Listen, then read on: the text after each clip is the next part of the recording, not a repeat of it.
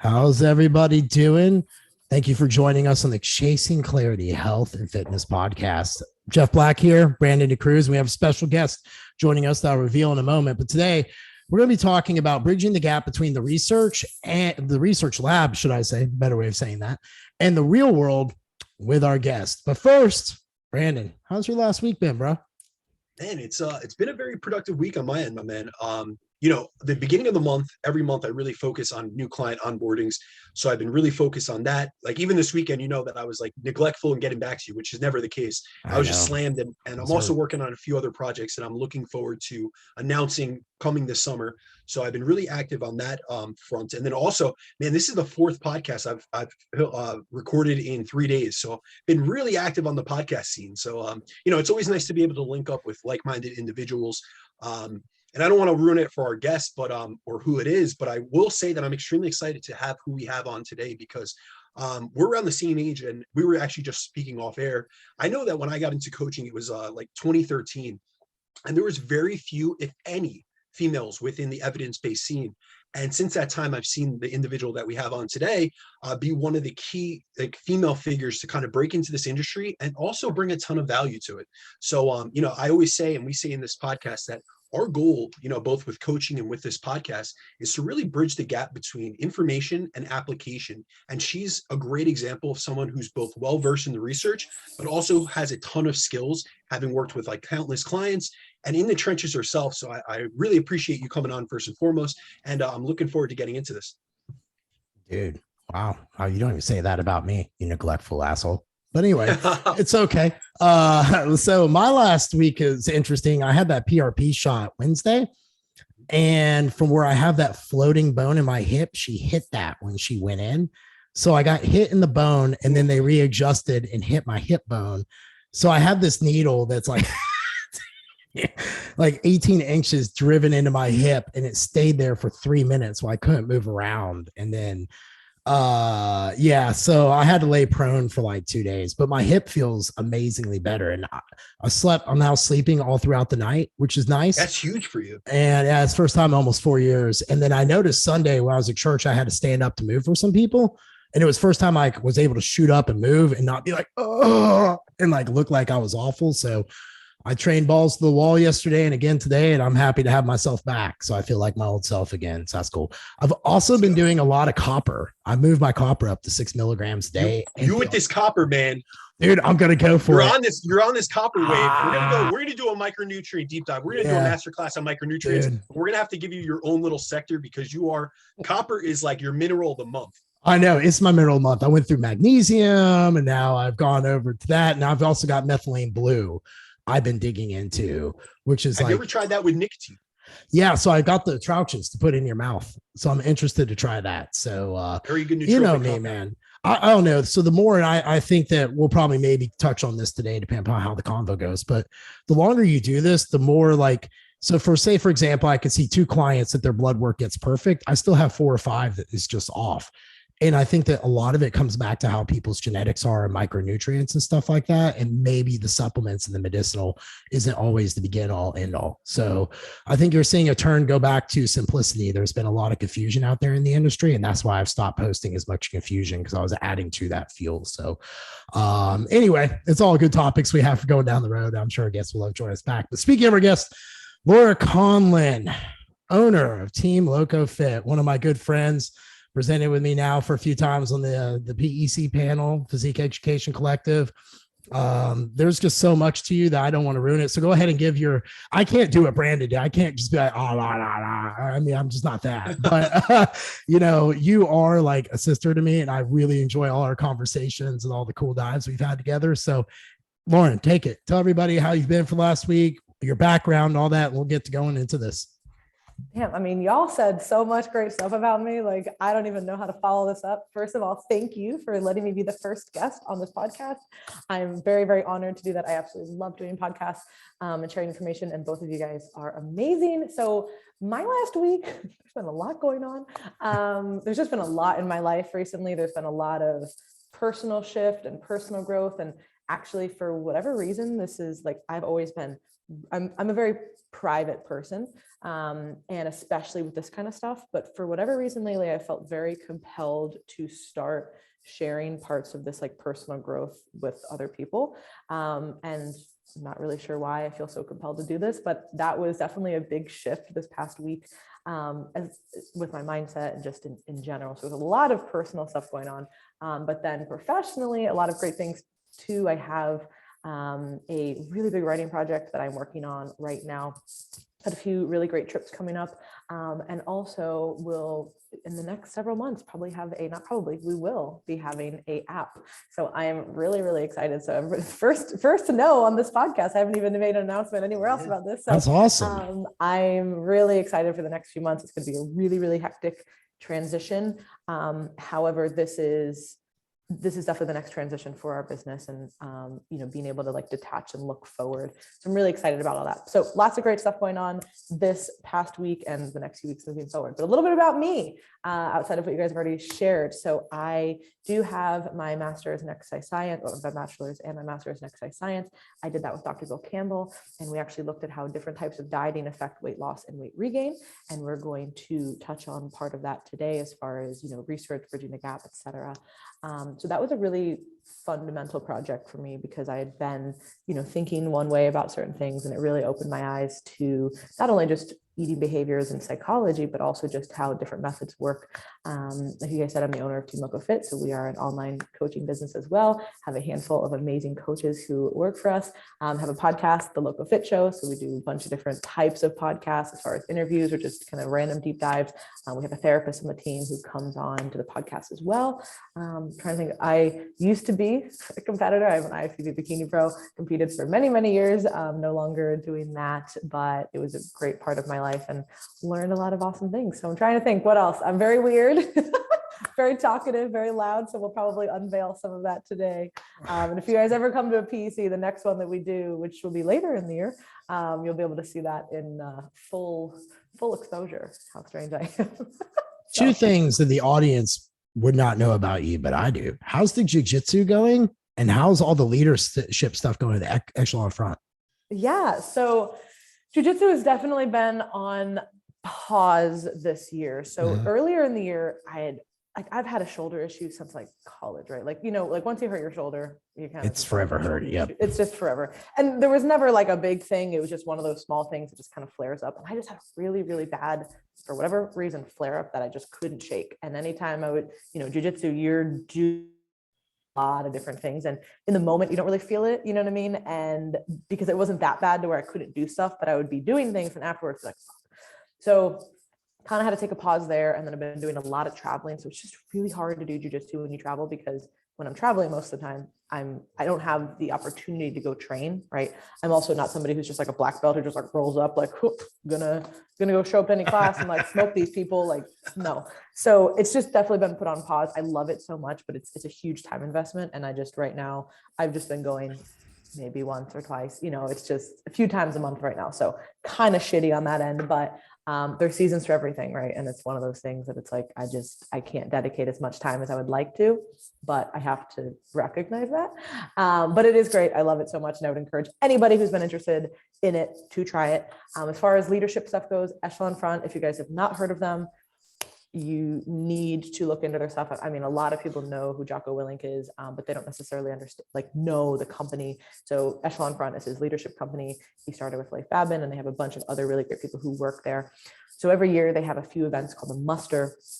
And so this is where, because they do a lot of one-on-one kind of leadership consulting with companies, or they have just different events that target, companies.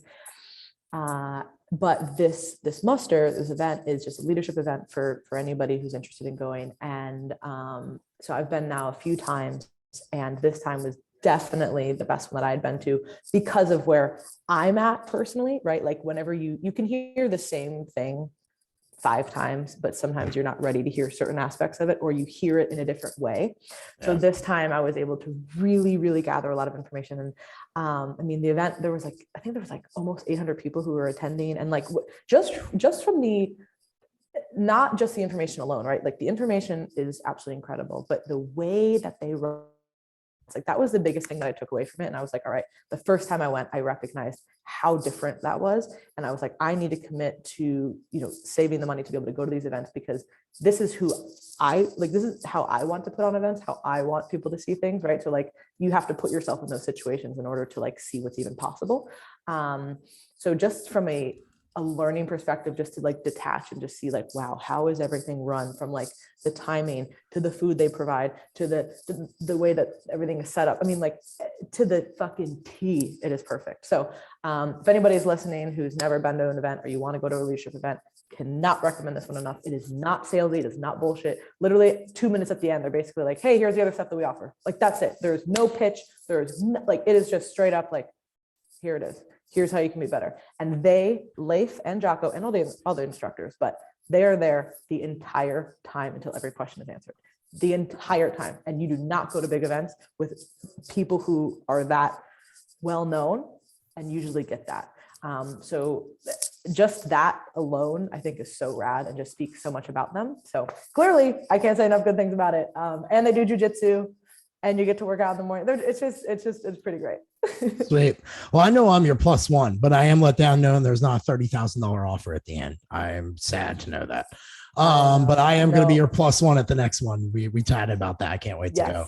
Yes, you would love it. I was like, you got to go to this. Well, don't leave me out over here. Well, if you want to come, come, let's all go. You guys can sandwich me. Sure. It'll be nice. We'll make it work. Brandon, before we get into the topic, you had a question you wanted to follow up from last week that was asked by the audience ahead of our Zoom call we're going to do next week. Yeah, absolutely. So I had a few listeners reach out on the accuracy of activity trackers, which is something that we went over in last week's episode when Jeff and I were speaking about the fact that we don't trust the accuracy of activity trackers to estimate the calories burned during workouts or throughout the course of the day, especially when it comes to the context of setting our clients maintenance calorie thresholds. So I wanted to go over just briefly a study so you guys can hear about the error margin within these devices. So there's actually a 2017 study where they looked at the accuracy of 77 commercially available wrist-worn activity trackers that included your Apple Watch, your Fitbit, your Samsung Gear. So a few of like the most prominent ones that many of our clients would wear. And what they did was they took a group of 60 subjects and they had them test each of these individual devices to see the energy expenditure readings that these activity monitors measured during various activities. So they had them walk, they had them run, they had them cycle. And then in order to test the actual accuracy of these measurements that the devices were giving, what they did was they had them measure it through the device itself. And then they also compared it against how many calories they were actually burning through indirect calorimetry. And when they compared the values that the participants actually burned compared to the amount of devices said, they saw that these devices overestimated the amount of calories burned by between 28 to up to 93%. So basically, if your activity tracker said that you burn, say, 600 calories per se, it actually means that you probably burn between like 300 and 450 calories, which is one of the main reasons that we touched on in the last episode that Jeff and I are not a fan of these. And these are things that we should use for you. You need to use tools for what they're best for. If it's an activity tracker, it's to track your actual activity, not for the calorie estimation equations that are on these devices. And it's all about utilizing data in the best method possible and not getting over analytical or getting, paralyzed by analysis and saying, oh, well, I burned 600 calories in this workout, so I can eat an extra 600 calories. Use it if you want to use it for steps or for awareness or as a tool to help you get better at executing your daily habits that are needed to get you to your goal. But to rely on the accuracy and the actual precision of these devices is just kind of leaving you astray. So I just want to hit on that because I did have like 4 or 5 listeners that asked, and you and I had just briefly touched on it. We didn't go into any of the actual research behind it, but I just wanted to provide you guys with some tangible numbers just to reinforce the fact that, yeah, Jeff and I are not a fan of utilizing them for that method within our practices, but there's also research that, examines and looks at and reinforces the fact that these are heavily inaccurate because even the best one, which was the Fitbit, was 28% off. So that's still, a third off on your calories. If it says you burned, 300 calories, you probably burned only 200. So let's just keep that in mind when we're utilizing these tools and utilize them for what they're best for. Yeah, I work, with a lot of gym pod people, like I discussed, and I use the activity trackers primarily for heart rate training, like so they know their zones that they're at, and I tell them to kick out the calorie burn. I'm like, because if you burn off 900 calories and go to eat those 900 calories back, you're going to get fat because they're inaccurate, and clients will see that right out of the way. So that's a really good point. That's probably a whole nother topic that we could roll into on that one. Laurin, do you have anything you want to chime in on that before we kind of get into the topic, about that? We didn't really hammer on it too much. So I think that in general, when we're talking about tracking anything, right, whether it's steps, whether it's calories, whether it's body weight or body fat or any kind of measure, what we need to be looking at is what is the change, right? And also like establishing, if we're talking about calories burned or activity, for example, right? What is your baseline, right? Your baseline might be 2,000, could be 20,000, right? What are the changes from that baseline? That's going to be more important, even with the scale, right? This is why when people are like, oh, I traveled and I didn't, I use the scale. No, don't use a different scale. It's better to not even have a reading than to use a different scale, right? Because ultimately it doesn't really matter, because the scale could be 15 pounds off, and obviously that's a little bit dramatic. But there are scales that are very different, right? And what we're looking at is not just necessarily the number, unless you're a weight cut athlete, right? Which then, if you're a weight cut athlete, you're probably going to need to buy like a commercial scale that's like to the actual decimal point, like that's important. But outside of making weight for a competitive event, it doesn't really matter. It matters what is the change, right? So I think that a lot of times people using numbers, like Brandon said, for awareness is really important. So for me, I have an Aura ring, right? I use that to track my sleep. I use that to track my activity. This is activity, right? And it's not steps, it's activity, because ultimately, if I'm dieting and not moving, I would be sitting here talking like this. So while this might not be a step, it's still movement, right? So for me, I just use it as a loose thing to say, hey, what is my general activity? Am I veering off really high or really low from this? And I think that being able to detach from those numbers and say, okay, can I use this as a data point or not, is going to be most important for the client, because some people are going to look at numbers and absolutely freak the fuck out over them. If that is you right now, probably not the best thing to track this, right? If you can look at this and just say, hey, here's this awareness, here's my baseline, here's my averages. And there's no one way to track these kinds of things. You know what I mean? Obviously, if you're using something like an Aura ring or a Fitbit or whatever, it's going to spit out certain things. But it doesn't mean you can't create your own level of tracking, right? I have some clients who are like, I get really obsessive when I look at steps. However, I do feel a lot better when I go for my daily walks. So instead, can I just track, hey, went for, X walk or 30 minutes of a walk? That's fine.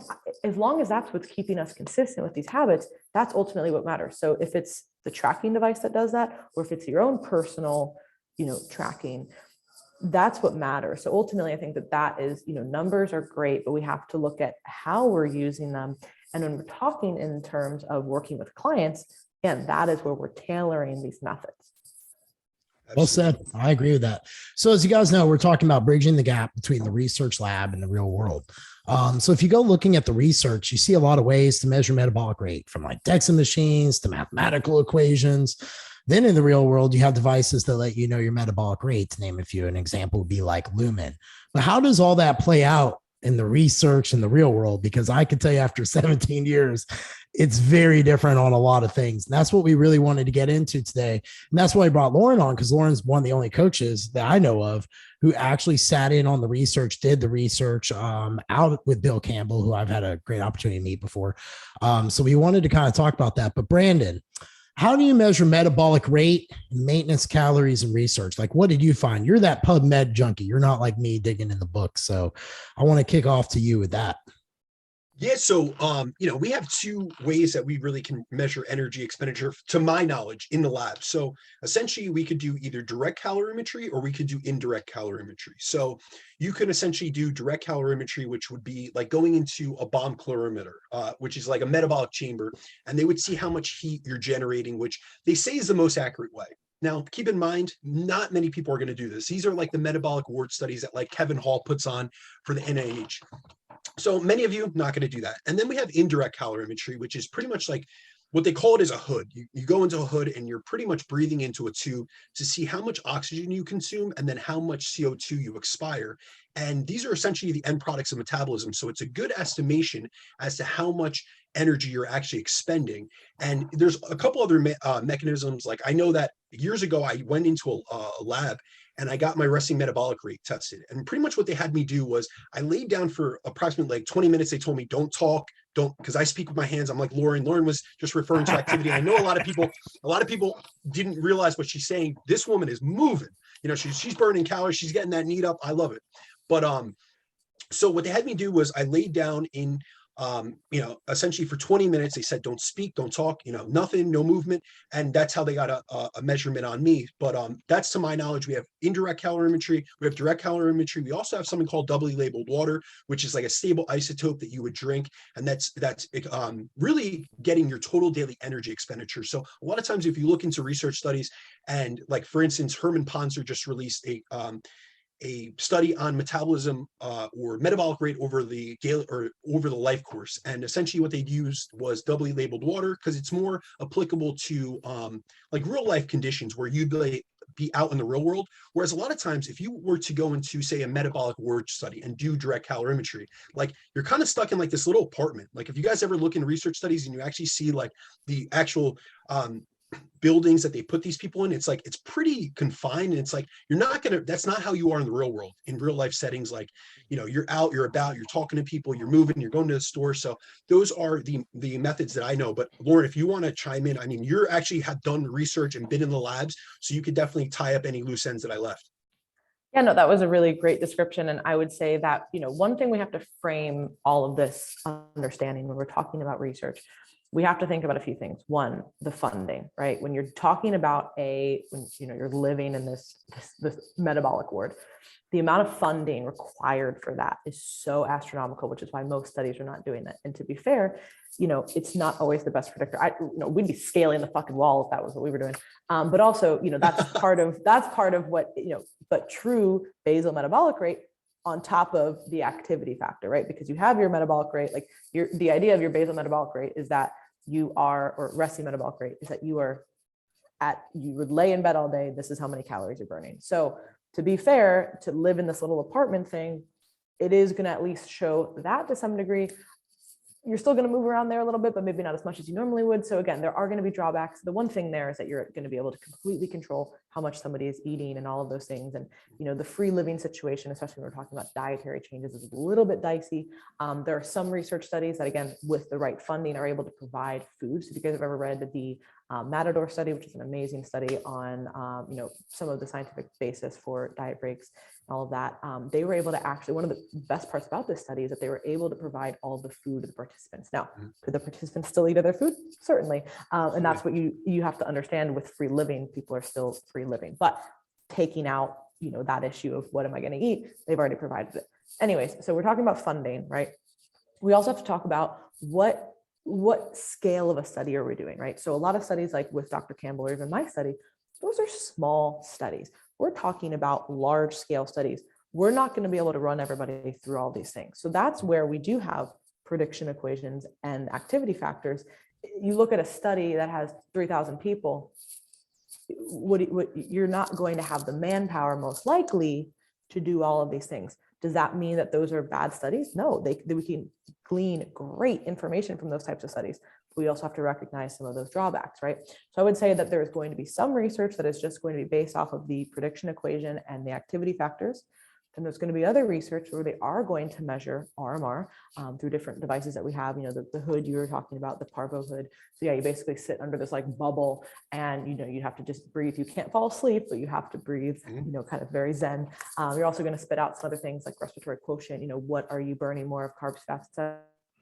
And then you're going to take that number and then times it by an activity factor.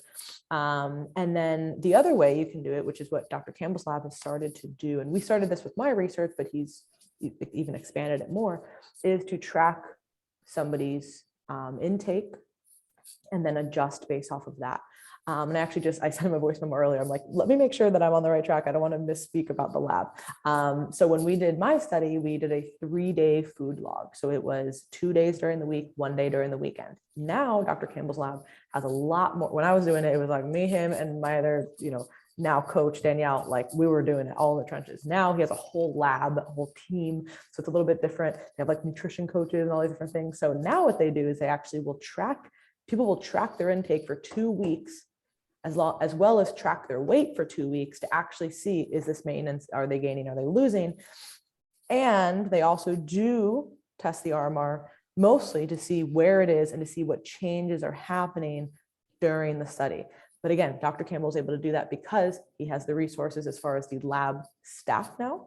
And secondly, we're running small studies, 20, 30, 40 people. You can do that with a small study. We're talking about 1,000, 2,000, 3,000, all these people. That's not going to happen. So I think that when we're reading research, we have to take into consideration that there's not something that's right or wrong. It's more so, what is the applicability of this? Even if you look at a lot of training research, right? Why did they pick that?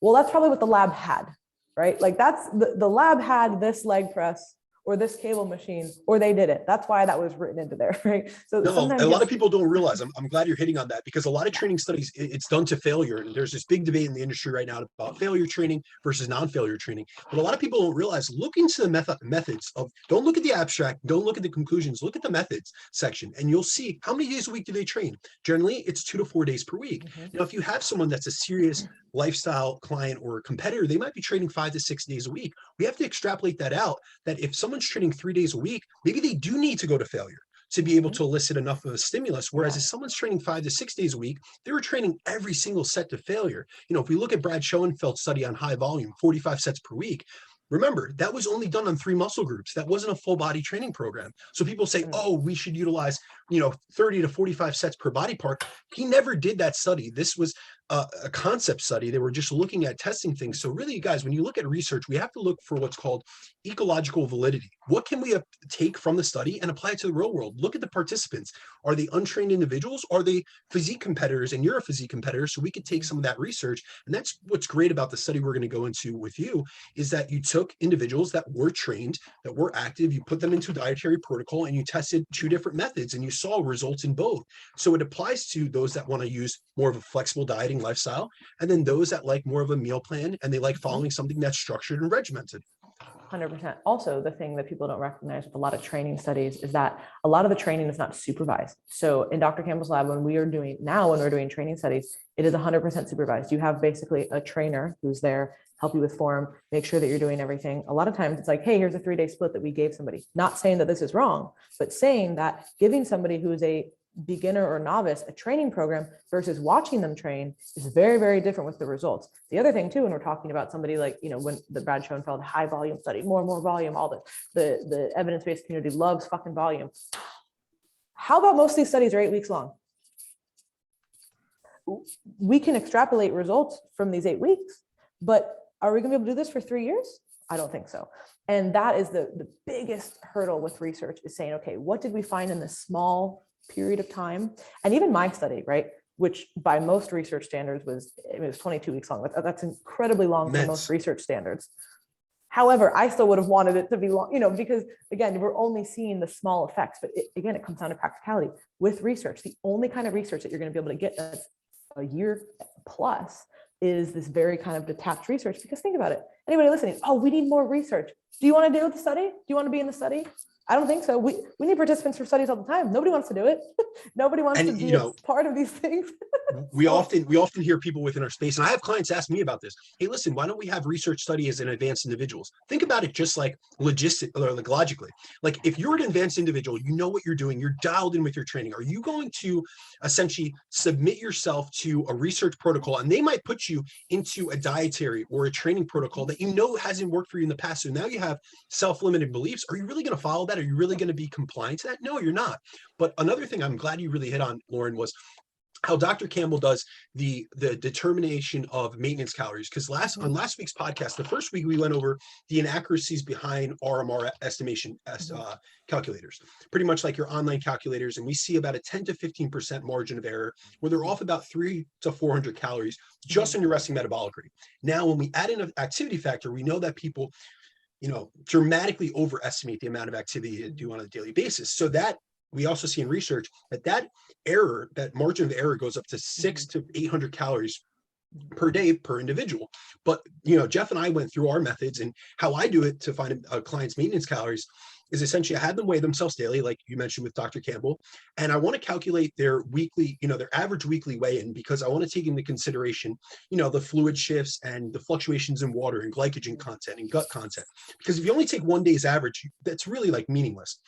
And so then, I'm looking at that as compared to their average food intake across the course of the week. And if someone's staying weight stable, we know, throughout the course of a week or 2 weeks on a certain intake, and we see their body weight is staying, weight stable or weight neutral, then we know that that's their total daily energy expenditure, and that's their maintenance calories. So it's a great method where we don't need all these like fancy equipment. We could do that with, that's what I do with my clients. I have them, fill out a dietary recall, and we know that those aren't 100% accurate dietary recalls, especially like within research. We see that all the time. However, it's not about being 100% accurate. It's about tracking trends over time. So if you're eating the same amount of food, it doesn't matter that the FDA allows 20% margin of error on your food labels. It matters that you were consistent with that intake. And we know what this specific dietary intake on a daily basis yields your weight being weight stable. And that's your maintenance intake.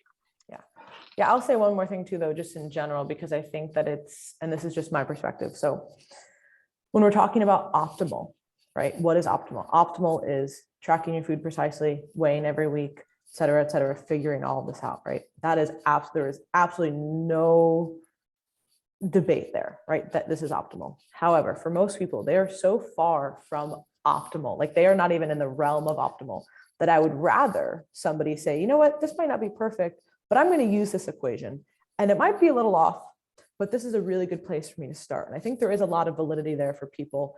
And even though it's not perfect, I do think that regardless of the margin of error, there is still something that we can get there, because it's a starting place for people. And then once they get on that for a week, 2, 3 weeks, whatever it is, then they're able to say, okay, after a month, this is my goal. My goal is weight loss, but my weight has been trending this way. Okay, well, now we can make some adjustments, right? And then even if it's not a perfect starting place, I think a lot of people just aren't even in the position to start and to even hear, oh my gosh, I have to track this every day, and that might be too much for certain people. So to just say, hey, we're going to start here. It might not be the best, might be a little off, but this is gonna be better than nothing. And then over time, the more you put in as far as like weights and how much you're tracking and all that, then you're able to see changes over time. So I think that I'm not arguing the point at all. Clearly, the most optimal is this. We see this in the research. We see this with our coaching practices. Like, this is the most optimal thing.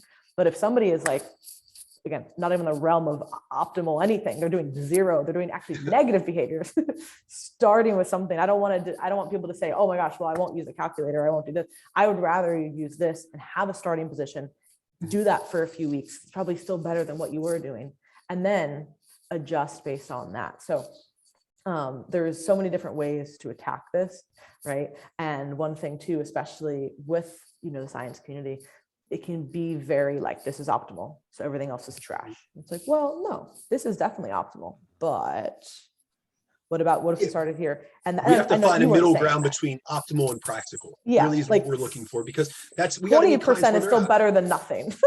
Like 100%. So I did just want to say that part, because I want to be thorough.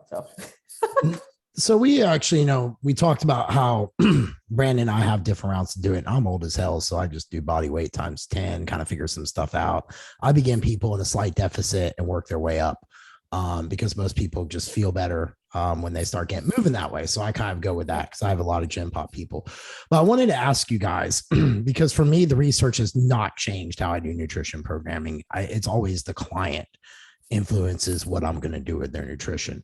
You two, from Brandon being my heavy PubMed guy, and then Laurin being in their sweat equity with it, has the research kind of changed what you guys do when setting up your clients' nutrition programs? Like, do you guys do a bioimpedance, like an Embody? Do you guys use Lumen? Do you guys use anything at all? What kind of goes into that now that you have the research, and then you have, like Brandon said, the practical, and you're trying to merge the two? Has that influenced you guys either way? I still don't really know what Lumen is, so it's like this breathing. It's like this breathing thing, and apparently, like, I don't know, clients at the gym will come up to me, and it tells you like, oh, you're burning fat for fuel, or you're burning carbs for fuel, and I'm like, it's yeah, probably like a Yeah, if it's an very at-home watered device, I'd down. probably Yeah. say that's highly inaccurate. Yeah, I agree with them, but so I have yet to really see it, but I didn't know if any of that stuff, because when you guys get into the research, it's all inaccurate. I mean, like there's these deviances. Let me not say inaccuracy. There's these deviances which could throw people off. Does that change how you guys set nutrition programming, or do you guys just kind of still go with the client? I'm curious about that. You can go, Brandon. Lauren, do you want to lead off? Sure. Yeah. Okay. I can go. I would say that the research guides me, but it is never something that is the end all be all for me personally. And that is something that I have learned over time working with more people, right? I think that the more that you work with individuals, the more that you recognize that everything works, it more so matters what the individual needs. And I would say that, and this is coming from somebody who has been a one-on-one personalized coach for almost 10 years, that you could give a lot of people like just good basics and they'd get like 80% of the way, 70% maybe. You know what I'm saying? Like I think we get so hung up with like, we got to do this, or we got to add that, or like you say, Jeff, like this supplement, or it has to be this time. Those details do matter. But if we're talking about on the grand scale of like, if we're just looking at like society as a whole, if we all did like these basic things, like everybody would be a hell of a lot better. And then from there, we need to have more of the nuances to really dial things in, whether it's performance, body comp, health, et cetera. But as kind of like a baseline, I feel like there are just foundational things that everybody should be doing. But how we achieve that looks kind of different. You know what I mean? So I would say that the more people that you work with, the more you recognize that, yeah, kind of everything works. And we have our foundations. And then as far as what we specifically are changing is going to depend on the client's situation, their psychology, their background, how they respond to behavior change, what is going on in their life, like all these different, like the nuances are going to be very, very client centered. So I would say that the research guides me as far as like principles, but then working with more individuals and recognizing that there's 100 fucking different ways to do one task has made me realize that you can't rely on research for that, because I've literally done research and there are so many, like even what we published, right? Which, I'm very proud of what we published. It tells part of the story. It tells the scientific story.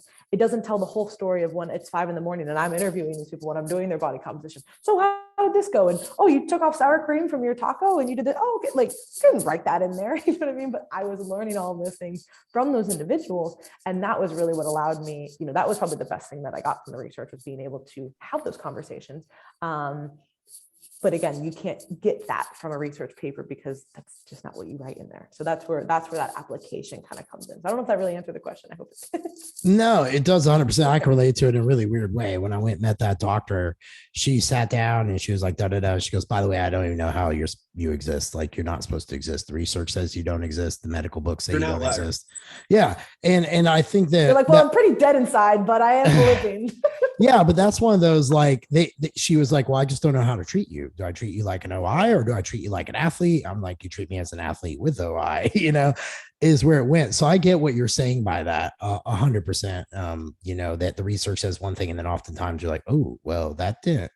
Yeah, opposite. Like, the diet break research is a great example, right? A few studies come out and everybody's like, oh my God, fucking diet breaks are the best thing ever.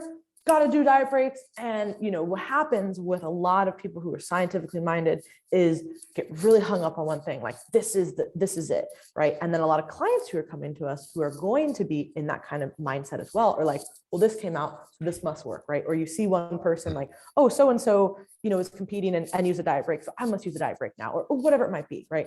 And it's like, diet breaks are amazing, but you might not need one. And you probably don't need one, actually. If we're talking I agree with you. We're talking about the majority of people, you probably don't really need a diet break.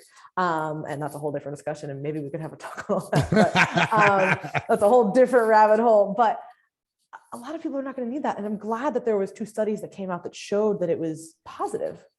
But that doesn't mean that I'm going to change all of my coaching principles because one study showed that it worked for 12 weeks. Because I've worked with people for 10 years. And that's not the reality for most people. So I think that sometimes we have to say, all right, hey, there's this new information. Why did this work? Why was this successful for people? And this particular reason might work for this client, or it might not. So I think that, again, it's going to really just depend on take the science for what it says, be able to decipher what does this mean in your client's life, in your coaching practices. A lot of research is going to be done in college age individuals. Understandably, that's where most research is done.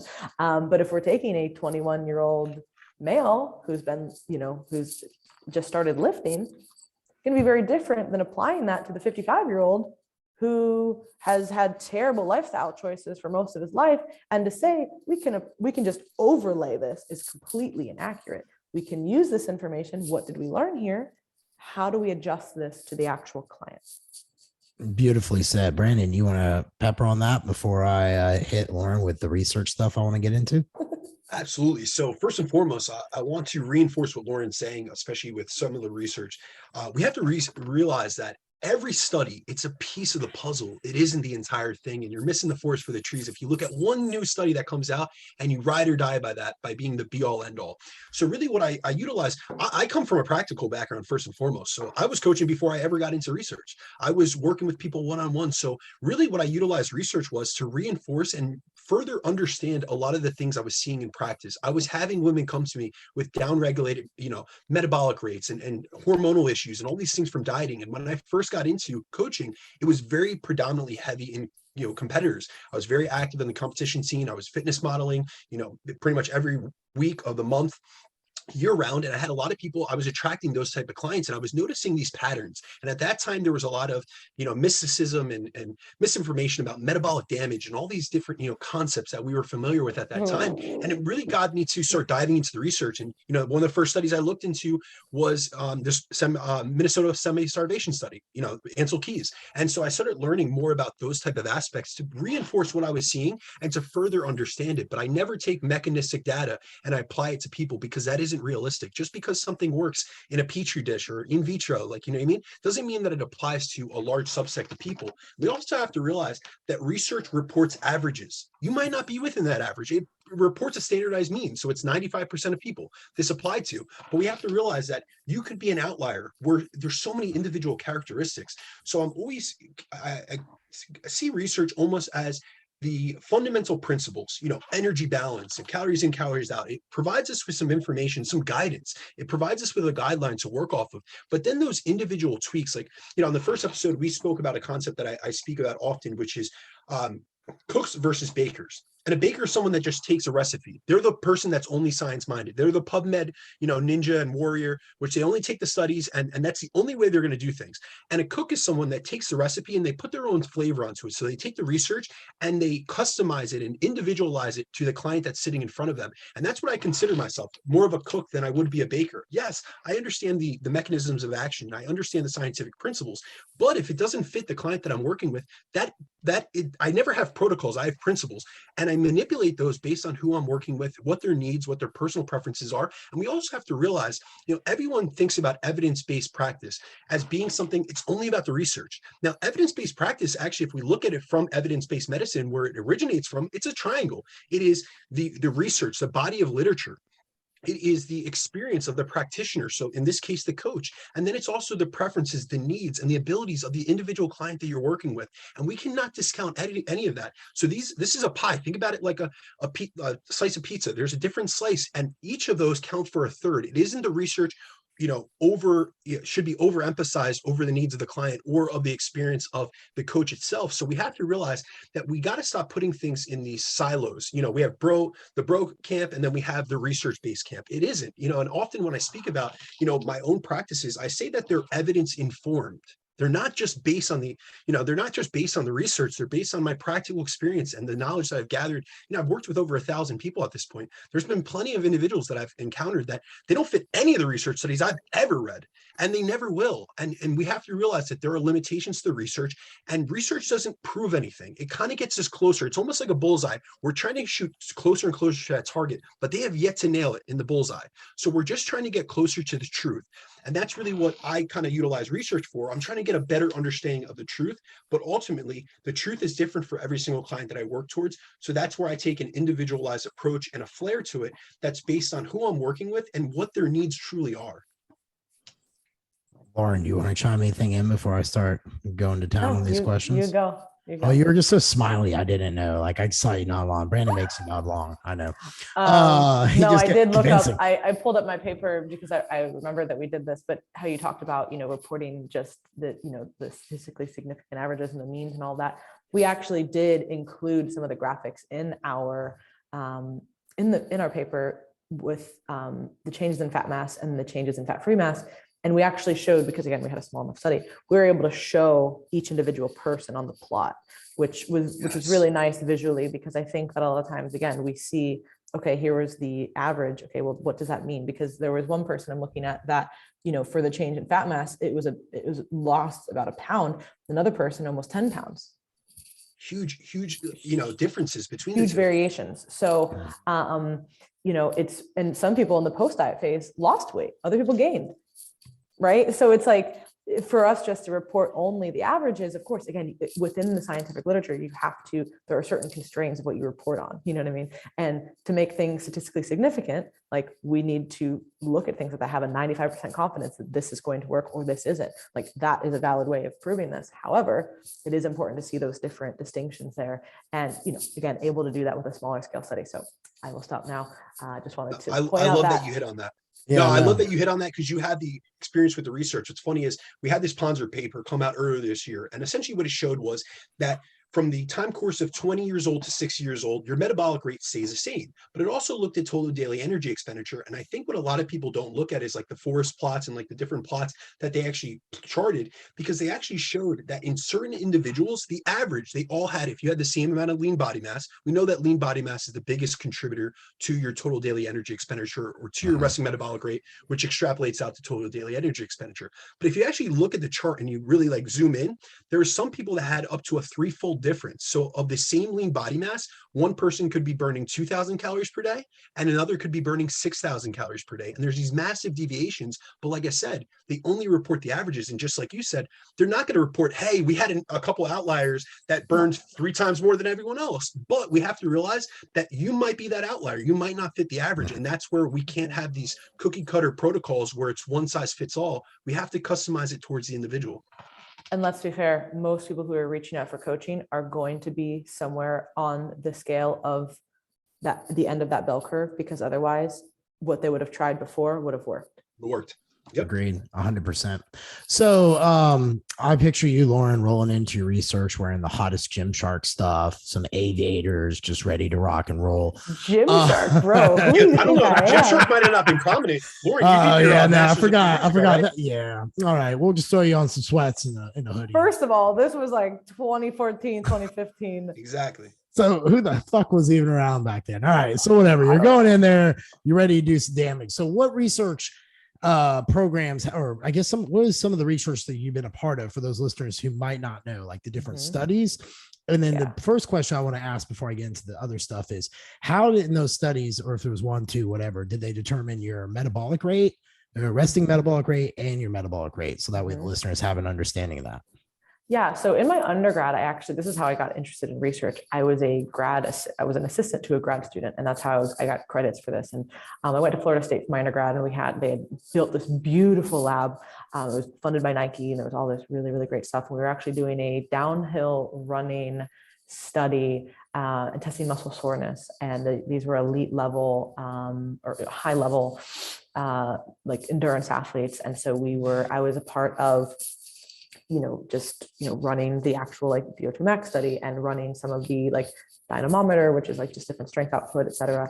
We were testing muscle soreness. We were like actually doing these workouts and, putting them through this. I was helping with some of like the blood. I wasn't actually drawing the blood, but we were doing that as well. So we had a full lab, and I was definitely rolling up in 2013, hungover as fuck to that, because it would be like 6 a.m. be like coming to the lab and be like, oh shit. But I always got literally like I was bulletproof back then. Like I could do anything. I could be out till 2 or 3 in the morning, wake up at 6, do research, 8 a.m. class, be at school all day, go to the gym at 4:30, fucking kill it. And I was like, man, like that's also when the original Jack formula was out. So maybe that was my answer. But so that's EMAA, baby. Oh yeah, my favorite. So that's what I was doing first. I was like, man, this is really cool. And, I was very close with Dr. Michael Ormsby, who is an awesome researcher out. He was basically the person who helped me a lot at Florida State. And then I, was like, hey, contact Dr. Campbell, and basically was like, hey, what do you want to do for your research project? And I was like, well, this would be kind of cool to look at how, IFYM, because again, remember the time frame, this was 2014 when I got into grad school. IFYM was blowing up, right? And let's look at this IFYM versus a meal plan, because at this point, all we'd been hearing is meal plans are the devil, meal plans are the devil. They're going to give you an eating disorder, this, that, whatever. So it's like, well, this IFYM thing's pretty cool. There's no research on it. Why don't we look at this? So we created this study, which was so intensive. And I've talked to Eric Helms about this, and he's like, this is a PhD program. Like, this is a PhD level research that you did as a master's student. I was like, yeah, this is definitely not normal. Also, I was very lucky and blessed that Dr. Campbell basically said, do whatever you want. So it was amazing that we were able to create this. And like I said, my other coach, Danielle, she was in the undergrad program at the time. She now works for me. So she was helping me through this whole process. So essentially what it was we took 2 weeks to get the baseline data. And like I mentioned, we got 3 days of food logs, testing RMR. We were testing the body fat with ultrasound and calipers. We were doing the 3-factor eating questionnaire, which is one of the validated ways to look at eating behaviors. What is that? Could you elaborate on that real quick? So yeah, it's going to look at just different eating, how you view food, like your relationship to food. But a lot of the eating questionnaires, a lot of the food-based psych questionnaires are very heavily focused on eating disorders, and which is fine and very valid. But this was more just about your relationship with food and how you're able to moderate stuff and that flexible restraint and that rigid restraint and all the stuff that you guys know that I talk about. So it was looking at more so that. So we gave that at the beginning, and then we also did salivary cortisol or salivary leptin. Never do that. Never spend any money on salivary leptin. Okay. But so that was our baseline, right? And we wanted to see, okay, from here, we randomized people based on fat mass. So we would have a similar fat mass, per each group, to either the flexible group or the rigid group, which is what we were naming them. So the flexible group was you got your macros, and you had an ebook on how to track macros, because we couldn't necessarily coach anybody. That would be obviously very biased. And then the rigid group was a meal plan that was created. It had some substitution, so it wasn't quite like what I was seeing with the competitive scene, tilapia and broccoli for fucking 18 weeks. But, clearly nobody would have done the study if that's what it was. The IRB would have been like, nope. And everybody would have been like, peace, we're not doing this. But so it was a meal plan, but it was, there was options. And that was what it was. And we said, keep your training the same, keep your cardio the same. At this point, we didn't have the capacity to really man any of that. And honestly, again, I think that would have also potentially created some changes, right? Because that would have been a change from somebody's baseline. If we would have said, hey, here's a training program to do, that still would have been a change from baseline. So we really just wanted to narrow in on the food. So we said, hey, come back at 5 weeks and at 10 weeks.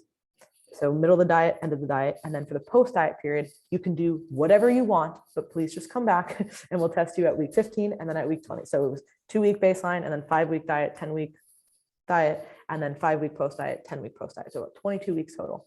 And the way that we actually calculated the food was based on this 3-day food log. We either said, all right, we're taking a 25% reduction from this food log.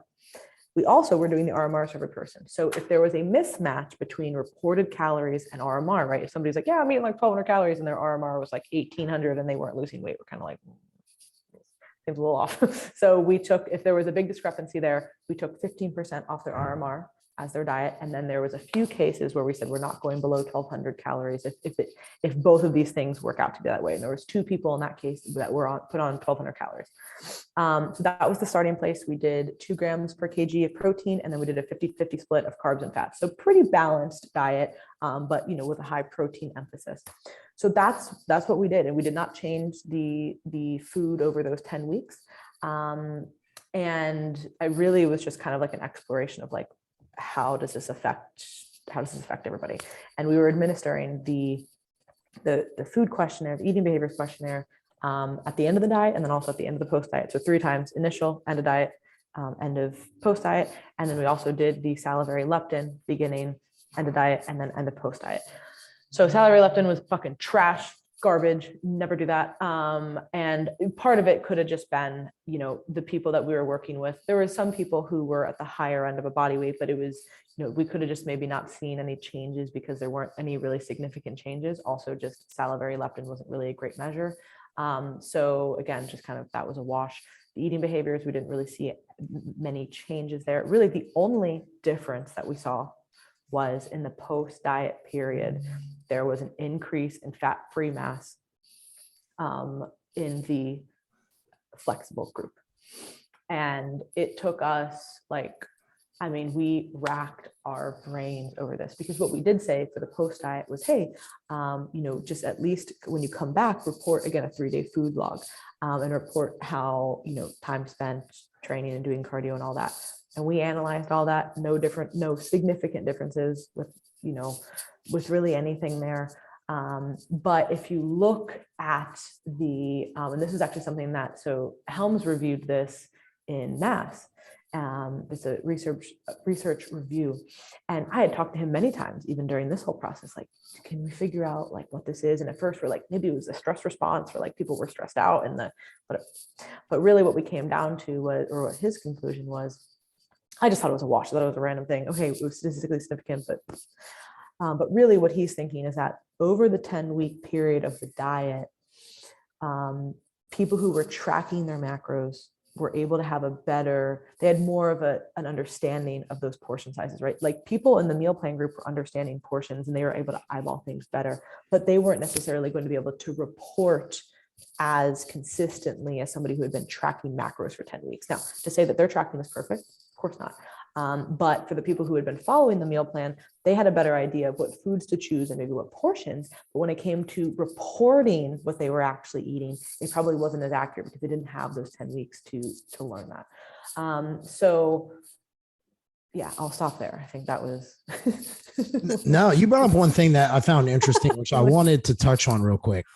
Yeah. You said that there were 2 that were at 1,200 calories, and that sounds extreme, but I've seen that play out a few times with real world clients of mine that they are low in order to get them to do anything, and then you have to reverse them back up. Did you guys do a reverse, or the calories set and held the whole time? No. So their reported calories, if we had to say, hey, they reported their calories and we took a 25% reduction, right? That was what we did for most people. If that was say it really worked out to be 1,000, right? Say based on that, it should have been 1,000 of that reduction. Yeah. And then also with their RMR, that 15% reduction, that was below 1,200 also.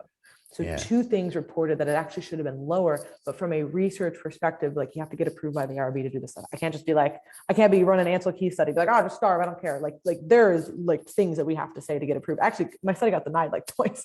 I had to rewrite it because they were this seems crazy. I was bro, you guys see what kind of research you do with other people? But this is low calorie diets. Yep. This had just not been done, and it wasn't supervised, and they weren't overweight. They were normal weight people. So they were can't diet normal weight people. You know what I mean? Mind you, they're putting people on 400 or 600 calorie diets in other studies, but in any case.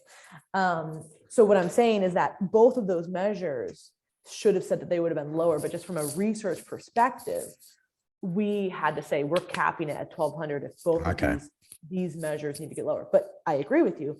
I have worked with clients who, for no other they could be small individuals, right? But sometimes it's not just that you would think, oh, well, you're a small individual, you're 5'1" and you're 120 pounds, you probably don't need to eat as much. And that is certainly true for some people. However, I have worked with some larger clients who are just more normal sized people.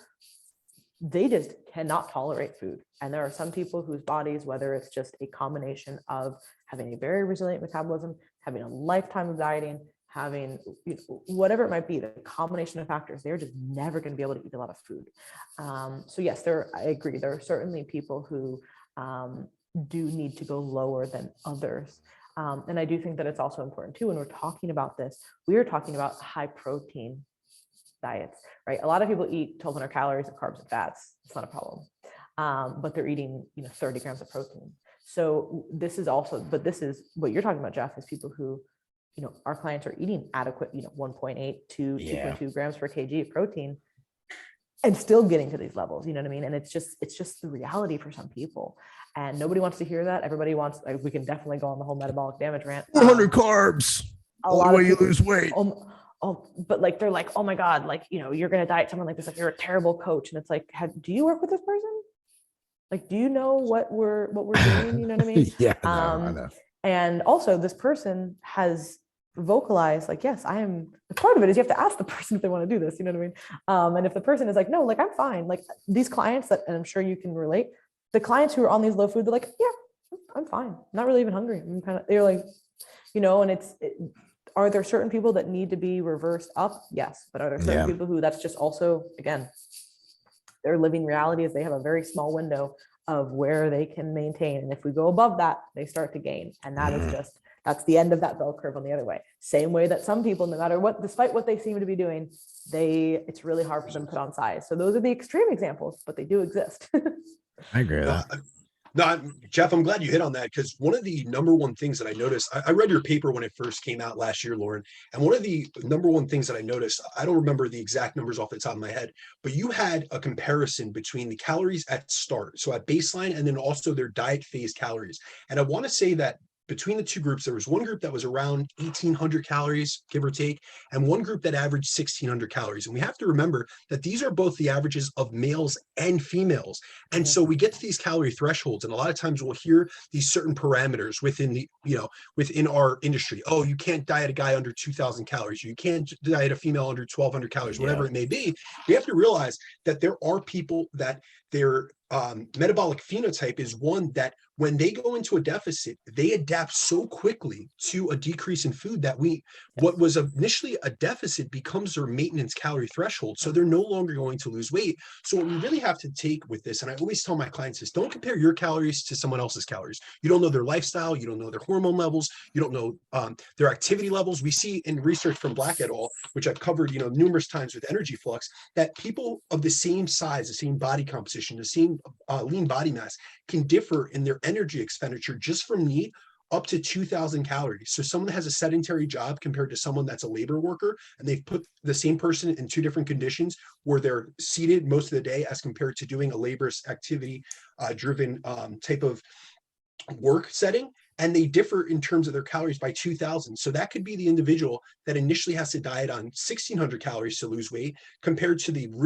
same person, same type of body type. However, they're extremely active and they're able to diet and lose weight on 3,600 calories. So just keep in mind, when you guys hear calorie amounts, that's why, like, I'll never post the macros that I'm eating or the food amounts that I'm eating, because I know that what works for me isn't going to work for anyone else. And really, when you look at things, you should look at people's information, like Laurin or like Jeff or like myself, and look for the principles that they're utilizing. Nutrient dense foods, maybe low energy density during a diet, high protein, leveraging protein for satiety, utilizing foods that are going to have a better satiety index, maybe boiled potatoes, fruits and vegetables, really hitting the micronutrient density of the diet, rather than looking at, hey, how many calories and how many macros is that person eating? And maybe I could apply that to myself, because it's never going to work. You're a genetically unique individual. You have to realize that some people, we all are given different cards, and we can't choose what cards we have, but we have to play the cards we have. But I will tell you, I've worked with over 1,000 people at this point. I'll tell you, some people come to me and they think they have like the genetically, unblessed hand, but all of us have some type of propensity. We have good cards and we have bad cards. So we have to play our good cards to our favor. And then with the bad cards, we just look to bring up our weaknesses in the best route possible through utilizing a more intelligent approach, leveraging, increased fullness and different methods of going about things, maybe including more high volume foods to keep you full, where we can get more bang out of your buck per calorie as compared to someone that they might not need to do that. They might be able to diet on 3,000 calories and fit all these fun foods into their diet, whereas someone else might not be able to do that. But you can't compare yourself to someone else. Realize that it's what needs to work, or what you need to do for it to work for yourself. And your mindset too. I mean, that's going to be really, really hard to quantify. And like we said, we added this psychological questionnaire because I was very, very interested in different eating behaviors, right? And the different type of restraint.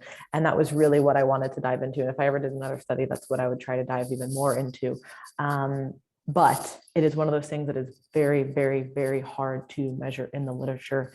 But on an individual client basis, we're able to make those changes, and your mindset around how you view food and how you view yourself and all, like, I know it's getting a little out there, but It matters. Absolutely critical, because I can tell you there have been people who have been on low fucking calorie diets and doing the work, and they're doing everything, and they're not people who are messing up, you know what I mean? But they have all this other stuff going on, whether it's these life stressors or a bad relationship or unsolved trauma and all these different things that are really, really hard to quantify and very kind of spiritual and out there. And all, that is 100% real. And the more, it's funny, I was talking to my friend Victoria Felkar, who's an incredible scientist, and she spent so many years in school. And I was like, bro, think about what we spend most of our time with clients on. It's all this mindset stuff, and it's all this. And she's like, I know, it's crazy. Like, so it's very interesting how a lot of that comes back to all of that. But again, different topic for different days. Yeah. When we go down that road, we'll bring you on. I'm like, we need to do like we need to schedule like 5 podcasts out, because we've already Let's do it. Yeah, no shit. I'm gonna ask you a pointed question. Do you think the word damage is thrown around too much today? Because I will have people who come to me who are like, you'd walk by in a mall and be like, I think I'm damaged. I'm like, yeah, but not from over exercise. You're damaged in another way. But then you have, fit influencers and even top coaches be like, oh my God, you fucking breathe today. Like, you're damaged. You should go lay down and like rest. Cortisol breaks. And I'm like, holy fuck. Like, so you have metabolic damage was the hot topic when, a few years ago, obviously that became a really big thing. And to be fair, metabolic adaptations are very real. They're very documented. We've all experienced them. That is not fake. But obviously the word damage implies a certain connotation. And the problem is when people are dealing with metabolic adaptations who also happen to be neurotic and also happen to be in a negative headspace, hear a word like that, and they latch onto it. And then that becomes their identity. I'm metabolically damaged. This is why I cannot see results. And then that has its own whole trickle effect that is really, really deleterious, to be honest. But yes, damaged in any way, whether it's the metabolic damage or hormonal or this, you need to, like, I'm going to fix you kind of concept is very, very dark. And are there things that we need to be fixing, and are there solutions and ways? Yes. But I think that our bodies are a lot more sturdy than we maybe give them credit for. Now, that is not to say, not to downplay that some people are in a position to where they have just absolutely ravaged their body for years, and they are in a place that is going to take a lot to get out of. That is very real. And I think the coaches who are saying these things are seeing a lot of those clients. So a lot of times it might not even be malicious, right? It might just be like, hey, I'm seeing everybody like who's dealing with this, right? But it's kind of like with my research, right? When all I was seeing was all these people coming, meal plans are this, that, I'm having all these negative effects. Not one person on my research had a negative problem with a meal plan, besides the people who had already tracked macros who were like, I kind of don't really want to do this. Nobody had a negative problem. Now, was that only 10 weeks? Certainly. But did some of those people say, I'm following this afterwards? This is amazing. There is nothing wrong with a meal plan. There's nothing wrong with structure. It's how you view it. And also, when we're talking about this previously, it was how the coaches were demeaning people. Well, just shut up and listen to my plan. Well, that's a whole nother, again, cascade of issues when we're talking about it, right? So the meal plan isn't the problem. It's it's how you're viewing restraint over food. It could be, because what I started to see, and I tried to make this abundantly clear, I was actually really happy we didn't publish this right when I was done with school, because I didn't have the capacity to share this information. But rigid restraint has nothing to do with the type of diet you are using. It has to do with your mindset. And you can be just as rigid with tracking macros. Macros was hailed as this flexible thing. I know people who would legitimately have mental breakdowns if they didn't know if they had 40 or 50 carbs in a fucking potato. I am not kidding, okay? These are very real situations. And this has everything to do with your mindset and nothing to do with the plan. That was a flexible dieting plan. I could eat whatever I. You are a slave to this food scale because you cannot detach and say, is this 40 grams? Does it really matter if it's 40 or 50? We're going to keep it moving. And that's 10 grams of carbs. So what I started to see is that so much of this has to do with people's mindset. And now I forget what we were talking about and I feel really bad. So I feel like that was kind of a tangent, but. No, I asked you pointedly if the word damage was being overstated too much in our industry, because I think it is. So TLDR, yes. I do. And I think that a lot of times it has to do with, again, I don't think that coaches are always trying to be malicious. I think that sometimes what they end up seeing is a lot of the same patterns. But however, checking how you're sharing that with people is really important, because what's going to happen is it's going to attract those people who are in a really, really negative place, and they want that solution. And ultimately, even if you have the best protocols, you can be, I know top coaches who have great protocols, great, doesn't matter. If you are not actually getting to the root of that issue and you're not addressing that client's mindset, the client's not going to see results. And then they're going to blame the program. And then the client's going to blame, and then the coach is going to blame the client for not being adherent. And it's neither of those things. Yep. I agree. Well stated. No, we cannot separate, physiology from psychology. We have to realize that they're intertwined. And that's what a lot of people, a lot of coaches and a lot of individuals, they disregard the psychological aspect of things, not realizing that the body follows the brain. So if you have these self-limiting beliefs, like if you think something about something, it will influence how your body, the physiological response your body has. I mean, we have, numerous research studies. We have a milkshake study by Aaliyah Crum where they pretty much just relabeled the same milkshake. It was a 300-calorie milkshake, and they put one as a decadent milkshake that was 600 calories. And the other one was like a fit and light shake that was 140 calories. Now, keep in mind, in both instances, they gave the people the same 300-calorie shake.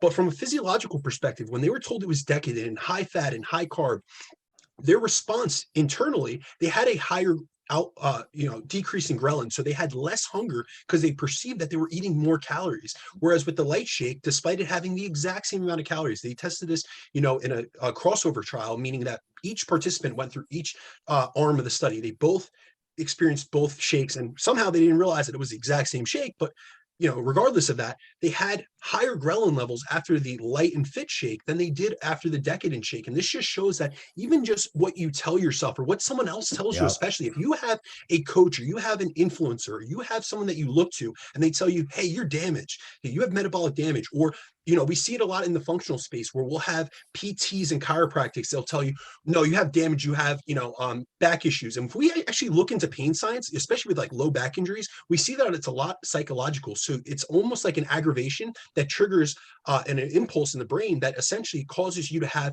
almost like a traumatic experience with that. So that's why you'll see people with long-term back issues. One day it's a 10 and the next day it's a 3. If you really had structural damage, you wouldn't be going through such deviations day to day doing your regular daily activities. And that's where we have to really take into consideration psychology plays such a massive role in how your body feels, operates. So if you're going to undertake dieting or something, do it with a positive mindset. Have a flexible, it doesn't mean that you have to take, an if it fits your macros approach, because like Laurin hit on, and I love that you always cover this, Laurin, because very few people in this space, I used to argue about people on the boards all the time about this. Just because you do if it fits your macros doesn't mean you're flexible. You could have way more rigid restraint. And that's what people don't get. They look at these dichotomous things as black and white, and they say, all right, meal plans, rigid restraint. If it's your macros, flexible dieting or flexible restraint, and they're not one and the same. It's all about the approach that you take to it. And you could have a meal plan and be extremely flexible in terms of how you view it. And it can be an extremely positive thing for you because it provides you with structure and regimentation, and it's super easy for you to follow. Or you could be someone that takes a really rigid restraint mindset to tracking macros where it has to be weighed out to the gram. And if a gram of rice falls off, your scale, you're freaking out. And you have to realize it's all about the approach, and your mindset can make you or break you. Yeah. You guys summarized that really well. Laurin, we have our final 3 questions. Too easy or too hard? And then what, I'm just going to like slide it over the plate. I'm not going to throw it like 105-mile-per-hour dude from Tennessee. I'm going to hit you. If you could do your own study, what would you do differently? And I want to ask, like, for example, like, how would you determine BMR and activity? And what other factors would you consider? You alluded to it earlier, and then you backed out. We're like, okay, wrong question, go down. But I really want to ask you that because you've been a part of the research. So what would you do differently if you could do it? Well, I would say I would do something similar, right? I would kind of probably do like a follow-up to this, because I mean, like, quite literally, this has become like my life's work, right? Is to distinguish, flexible restraint from rigid restraint. So I would probably do a lot of the same metrics as far as measurements, just out of, because it's what we know and what we work, RMR, I just want to see the changes there, body composition changes, all of that. I would probably do kind of how Campbell approaches it now, do like a 1 or 2 week maintenance period where people are actually having a better handle on like where the food is instead of a 3-day log, a week or 2, that would be more ideal. but do a lot of the same measurements. I would love to get blood work. Again, that's money, but I would love to see those changes over time. If we're just talking about like unlimited resources, right? Yeah. And then I would really like to, and I honestly, to be fair, I don't really have a proposal yet because I'm not doing the study, but to really dive more into what are some of the strategies that we could use to develop more of a flexible mindset in regards to food, right? And that would really be my question. My first question was, does this matter? And the answer was not really. So now what we've realized is that more flexible restraint, regardless of the method, is what we're trying to achieve. So what can we do there? So that would really be my main question that I'm trying to solve. As far as like how exactly would we do that, I'm not sure yet because I'm not in the position to be doing that. But that is certainly what what I try to do, honestly, in my day-to-day life with clients, and what I'm researching and the content I'm putting out, and the experiences that I'm having with myself and my clients, and trying to distill, okay, what is working, what isn't. And really combining that kind of like physical and mental aspect of things to increase that diet flexibility. So that would be a really great study if I was able to do another one. So who knows? Never say never. But yeah, we're gonna make that happen because that would be dope for you to follow that up. Yeah, I'm like, yeah, I'll just get my PhD in the meantime. All right, well, that's cool. Just one more thing for you to do. No big deal. And then what would you change about our industry based on your years in it? That's my final one. Oof, oof, oof. Oof. Warm those hands up, baby. I would change how people are so judgmental to the method. And we see this on every side. The science community, the evidence-based community, they always like to say that they're very open-minded to new research and new ideas, but they're really not. Right. It can be a very, very closed-minded space. And if there's not a study, it's not legitimate, or show me the resource, or, show me the site. They can be very, very closed-minded. Likewise, people can be very dogmatic with other approaches, right? And who don't have that same education, right? So I don't really think it's an education thing. I think it happens to be on the individual level. A lot of people are just not willing to accept that there are multiple ways to get to the same response. And I think, again, when I first started as a coach, I was much less forgiving to this type of thing. I thought, this is the best method. This is this. And I will always say, is there optimal? Yes, there are certainly optimal. But again, optimal is going to be in context of the individual. So I think that if, as an industry, we would do a lot better if we were to say, you know what, there's so many methods that work, right? Meal plan, macro, tracking habits, keto, diet breaks, untracked meal. So many different methods, how we achieve the same. What are we trying to achieve? We want people to be healthier in a physical and a mental perspective. How we achieve that is going to look very different for every person. And the more that we plant our flag in one little camp and argue with other people, and not just argue, because I think that having discussions and having debates and not agreeing with people is certainly important, but to demean other things. And that's something that I used to do. I used to be so guilty that, oh, that's not so, I already do that. This is so much better. Now I'm like, no, I'm open to almost any method at this point. You know what I mean? Unless it's like harmful to somebody, right? I'm not gonna be like, yeah, go on 400 calorie diet. That'll probably work out. Like, no, clearly. But I'm much more open to any method working. And it's more about how you apply it and the mindset that the client is applying that in. So I think that as an industry, if we would be able to just be more accepting of different methods and understanding that there are so many people in this world who need help, that us arguing about these details is only harming these people. Well stated. Well stated. Laurin, where can everybody find you at? I know you've got like a newsletter. I know you have a YouTube. I know you now went from no social media to having an honest journey on social media. I've watched the pendulum swing with you, knowing you the past few years. So where can everybody find you, sign up to get all this good content and all that from you? So my Instagram is at Laurin Conlin, LAURINCONLAN. Our team page is at Team LOCOFIT. That's where our website is as well, teamlocofit.com. Our podcast is the LOCOFIT Show. Like I said, we have a bunch of different things with our coaches, our therapists, and different interviews that we do. We do have a newsletter that is on the website as well. My YouTube is just Laurin Conlin. You can find the podcast on there as well. And have I missed anything? Maybe those are the main ones. So check those out. And yes, I've gone through a full full progression with social media, but it is here to stay. And me being nihilistic about it is not helping. So instead, figuring out a positive path forward is what is most important. I'm proud of you for doing that. I'm kind of on a little break, ready to figure out what I want to go with next to make it exciting for me. So I'm right there with you. Brandon, bro, where can everybody find you? Feel free to reach out to me at Brandon DeCruz _ on Instagram or at bdecruzfitness@gmail.com. And I am Jeff Unbreakable Black on Instagram, Jeff at relentlessforever.com. So guys, next week, we're going to do a Zoom and we're going to open up for Q&A. Me and Brandon will announce the time. We're just going to go with our schedules. It might be the current time we record. We don't know yet. But what it'll be is over the last 4 episodes, including the one we did today with Laurin that will drop Friday, be sure to ask us any Q&A live and we'll record that episode and drop it live. So if you want to be on a podcast with us and don't mind chatting with us and having it broadcast, put out there, then join us, have a good time. Then after that, the next series we're going to do dive into, should I say, is a deep dive into all things metabolism, with the first one being how to increase your metabolic rate. Guys, I've done a lot of podcasts. I know you all have, and this is probably the very first one that tied up super nice on the research side versus the practical side. So I thank you all for a great conversation to make that happen. Yeah, it was super cool. But otherwise, guys, this episode drops later the week. If you guys hear it, be sure to share us, like us, give us all the support. Laurin, thank you for joining us. We really appreciate it. Thank you, guys. See you.